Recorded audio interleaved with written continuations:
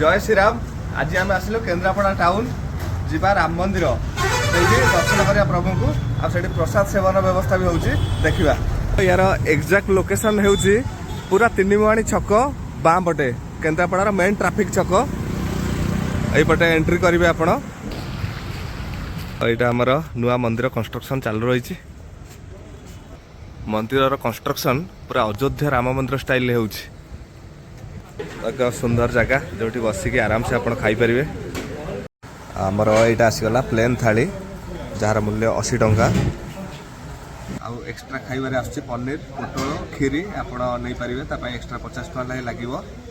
तो सबुठ बड़ कथा है बर्षर सबुदिन ये हुए केवल होली रे गोटे दिन ये खाइबा बंद हुए ना 364 दिन ये खाद्य मिले।